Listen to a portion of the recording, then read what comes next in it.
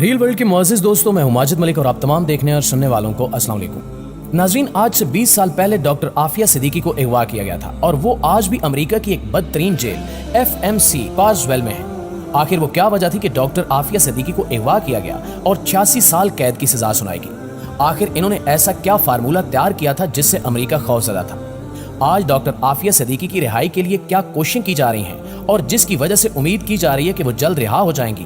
اس سب کے بارے میں جاننے کے لیے ویڈیو کو آخر تک ضرور دیکھیے گا۔ ناظرین، ڈاکٹر عافیہ صدیقی کے خاندان کی بات کریں تو وہ ایک سادہ سا مذہبی اور پڑھا لکھا گھرانہ تھا۔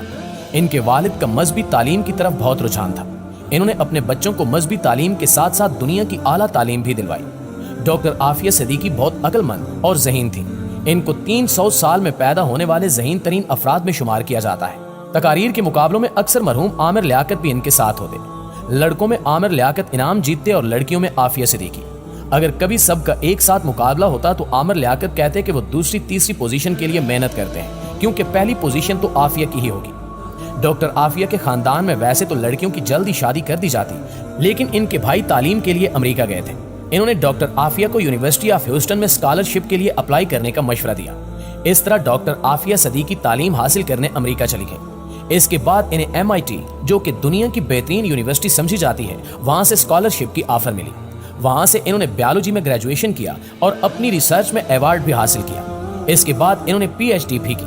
کہا جاتا ہے کہ اپنی تعلیم کے دوران عافیہ صدیقی نے ایک ایسی ریسرچ بھی کی تھی جو امریکہ کے بڑے بڑے سائنسدان بھی نہیں کر سکے تھے۔ اس ریسرچ کا استعمال کرتے ہوئے کسی بھی ملک کے لیے ایک بہترین دفاعی نظام بنایا جا سکتا تھا، یعنی بہت طاقتور ہتھیار بنائے جا سکتے تھے۔ امریکہ کے کچھ سائنسدانوں کو اس بات کا پتہ لگا تو انہوں نے امریکی اداروں کو اس بات کی خبر دی کہ ڈاکٹر عافیہ کے پاس ایک بہت ہی اہم ریسرچ ہے جو اگر پاکستان کے ہاتھ لگی تو ہمارا بہت نقصان ہوگا۔ اس طرح ڈاکٹر عافیہ صدیقی سے وہ ریسرچ حاصل کرنے کے لیے امریکی اداروں نے کوششیں شروع کر دی۔ دوستو، ڈاکٹر عافیہ صدیقی کو اندازہ تھا کہ اگر یہ ریسرچ امریکہ کے ہاتھ لگ گئی تو وہ ہمیشہ کی طرح اسے مسلمانوں کے خلاف استعمال کریں گے۔ اسی وجہ سے ڈاکٹر عافیہ صدیقی نے وہ ریسرچ ایک راز کی طرح اپنے پاس رکھی۔ ڈاکٹر عافیہ صدیقی ایک نہایت ذہین خاتون تھی۔ انہوں نے یہ ذہانت بہترین طریقے سے استعمال کی تھی۔ انہوں نے ایک ایسا پلان تیار کر رکھا تھا کہ جس سے مسلمانوں کو قرآن کی صحیح معنوں میں تعلیم دی جاتی۔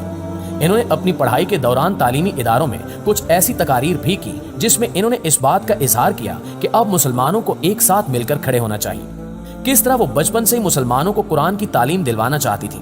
ان کا پلان تھا کہ بچے قرآن پر فوکس کرتے ہوئے دنیاوی تعلیم بھی قرآن کے ذریعے ہی حاصل کریں۔ وہ بزنس کے اصول قرآن سے سیکھیں گے، انہیں طب قرآن کے ذریعے سکھایا جائے گا۔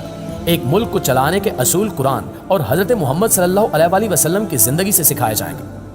ناظرین، 1995 میں ڈاکٹر عافیہ صدیقی کی شادی امجد خان سے ہو گئی اور 1996 میں ان کا پہلا بیٹا احمد پیدا ہوا۔ ان کی شادی شدہ زندگی خوشگوار نہیں تھی۔ ڈاکٹر عافیہ کی بہن ڈاکٹر فوزیہ کہتی ہیں کہ ایک دفعہ وہ ان کے گھر ان سے ملنے گئی تو عافیہ کے چہرے پر زخم تھے، انہیں سٹیچز کی ضرورت تھی۔ ان کے بیٹے نے بتایا کہ ابو نے امی کو مارا ہے۔ جب انہوں نے ڈاکٹر عافیہ اور ان کے شوہر سے اس بات کا سوال کیا تو انہوں نے بھی اعتراف کر لیا۔ ڈاکٹر عافیہ کے 2 بیٹے احمد اور سلیمان اور ایک بیٹی مریم ہے۔ ان کی شادی کامیاب نہیں ہو سکی اور 2002 میں ان کی طلاق ہو گئی، جس کے بعد ان کے سابق شوہر عافیہ پر الزام لگاتے رہے کہ وہ ایک خطرناک خاتون ہے جو دہشت گردی میں ملوث ہے۔ حیرت کی بات یہ ہے کہ اس کے باوجود اس نے اپنے بچوں کو مکمل کسٹڈی ڈاکٹر عافیہ کو دے دی۔ یہ بات یہ ثابت کرنے کے لیے کافی ہے کہ ان کے سابق شوہر کے لگائے گئے الزامات مکمل جھوٹ تھے۔ کچھ رپورٹس کے مطابق ڈاکٹر عافیہ کے شوہر امجد امریکہ کی طرف سے کی گئی سازش میں ملوث تھے۔ وہ اس مقصد سے بھیجے گئے تھے کہ ڈاکٹر عافیہ سے ان کی ریسرچ حاصل کرنے کی کوشش کریں، لیکن جب کامیاب نہ ہوئے تو ڈاکٹر عافیہ کو طلاق دے دی اور ڈاکٹر عافیہ کو اغوا کرنے کا منصوبہ بنایا گیا۔ دوستو، امریکہ میں 12 سال رہنے کے بعد 2002 میں ڈاکٹر عافیہ اپنی فیملی کے ساتھ پاکستان واپس آئیں۔ 31 مارچ 2003 کے دن کراچی میں ڈاکٹر عافیہ اپنے 3 بچوں کے ساتھ ایک ٹیکسی میں سوار ہوئی۔ وہ اسلام آباد کی فلائٹ کے لیے ایئرپورٹ جا رہی تھی، لیکن راستے میں کچھ لوگوں نے ان چاروں کو روکا اور ٹیکسی سے نکال لیا۔ اگلے 5 سال یعنی 2008 تک وہ سب غائب رہے۔ 2008 میں امریکی اداروں کی طرف سے ڈاکٹر عافیہ کے گھر والوں سے رابطہ کیا گیا اور ڈاکٹر عافیہ کے بڑے بیٹے احمد کو ڈاکٹر عافیہ کے گھر والوں کے حوالے کر دیا گیا۔ اس کے بعد سے وہ اپنی خالہ ڈاکٹر فوزیہ اور اپنی نانی کے ساتھ رہتا ہے۔ اس کے بعد 2010 میں DNA ٹیسٹ کے بعد ڈاکٹر عافیہ کی بیٹی مریم کو ڈاکٹر فوزیہ کے حوالے کر دیا گیا۔ ڈاکٹر عافیہ کو افغانستان میں بگرام ڈیٹینشن سینٹر میں رکھا گیا تھا۔ 2006 میں معظم بیگ کی کتاب اینیمی کمبیٹنٹ کے نام سے آئی۔ معظم بیگ بگرام اور گوانتانامو جیل میں قیدی رہ چکے تھے۔ انہوں نے اپنی کتاب میں یہ ذکر کیا کہ بگرام جیل میں انہیں ایک عورت کی انتہائی دردناک چیخیں سنائی دیتی تھی۔ وہاں ایک عورت قیدی نمبر 605 اور دی گرے لیڈی آف بگرام کے نام سے مشہور ہو گئی تھی۔ کچھ لوگوں نے یہ خیال کیا کہ ہو سکتا ہے کہ وہ ڈاکٹر عافیہ ہی ہوں، لیکن یہ بات یقین کے ساتھ نہیں کہی جا سکتی تھی۔ 2008 میں ڈاکٹر عافیہ کو قید سے رہا کیا گیا اور ان کے پاس ایک بچے کو لے کر گئے جس کے بارے میں کہا کہ یہ آپ کا بیٹا احمد ہے۔ وہاں سے عافیہ اور اس کے بچے کو قتل کرنے کا منصوبہ بنایا گیا۔ یہاں سے کہانی کے دو رخ شروع ہوتے ہیں۔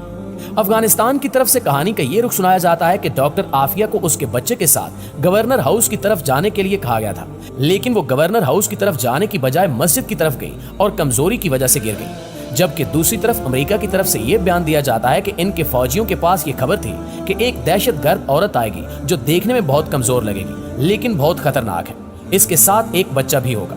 حکم دیا گیا تھا کہ جیسے ہی اس عورت کو دیکھو فوراً اسے قتل کر دو، تو انہوں نے ان کو دیکھتے ہی شوٹ کر دیا اور قتل کر دیا گیا۔ یہ ایک جھوٹی خبر تھی جو یقیناً ان کے گھر والوں اور پاکستانی قوم کے لیے بہت تکلیف دے رہی۔ ڈاکٹر عافیہ پر الزام لگایا گیا کہ انہوں نے امریکہ کے فوجی افسروں پر قاتلانہ حملہ کرنے کی کوشش کی ہے، جبکہ عینی شاہدین کے مطابق عافیہ اتنی کمزور حالت میں تھی کہ مسجد کی دیوار کے قریب گر گئی تھی۔ دوستو، سوال یہ ہے کہ اس حالت میں انہوں نے فوجی افسروں پر حملہ کیسے کیا؟ یقیناً یہ ایک بہت بڑا اور جھوٹا الزام تھا جو ڈاکٹر عافیہ پر لگایا گیا تھا۔ 2010 میں امریکی عدالت میں سماعت ہوئی اور ڈاکٹر عافیہ کو کورٹ میں پیش کیا گیا۔ ان کے دانت ٹوٹے ہوئے تھے، بازوؤں پر زخم تھے اور زنجیروں میں جکڑا گیا تھا۔ وہاں ان کے بھائی بھی موجود تھے، لیکن انہیں ڈاکٹر عافیہ سے ملنے کی اجازت بھی نہیں دی گئی۔ اس پیشی کے دوران تمام ثبوت ڈاکٹر عافیہ کے حق میں تھے۔ میڈیکل رپورٹس گواہ تھیں کہ ان پر کس قدر تشدد کیا گیا، لیکن اس سب کے باوجود ڈاکٹر عافیہ کو 86 سال کی قید کی سزا سنا دی گئی۔ آج ڈاکٹر عافیہ امریکہ کی FMC کارسویل جیل میں ہے، جسے جہنم کے گڑھے سے تشبیہ دی جاتی ہے۔ یہ جیل باہر کی دنیا سے مکمل طور پر کٹی ہوئی ہے۔ وہاں ان پر جسمانی تشدد، جنسی زیادتی اور ہر طرح کا ظلم کیا جاتا ہے۔ ان کے لیے بھیجے گئے خط بھی واپس کر دیے جاتے ہیں۔ ڈاکٹر عافیہ کی بہن ڈاکٹر فوزیہ ڈاکٹر عافیہ کی رہائی کے لیے مسلسل کوشش کرتی رہی۔ حال ہی میں ڈاکٹر فوزیہ اور سینٹر مشتاق احمد ڈاکٹر عافیہ سے ملاقات کے لیے امریکہ روانہ ہوئے۔ ڈاکٹر عافیہ کے اغوا کے 20 سال بعد ان کی بہن ان سے ملنے گئی تو ان سے ہاتھ ملانے اور گلے ملنے کی اجازت بھی نہیں تھی۔ کمرے کے ایک حصے میں قوم کی بیٹی ڈاکٹر عافیہ تھی اور دوسری طرف ڈاکٹر فوزیہ، سینٹر مشتاق احمد اور ان کے وکیل۔ درمیان میں شیشے کی دیوار تھی۔ اللہ تعالیٰ ڈاکٹر عافیہ کی رہائی اور وطن واپسی کے لیے کی جانے والی کوششوں کو کامیاب کرے اور ہمیں اپنے عظیم لوگوں کی قدر کرنے والا بنا دے، آمین۔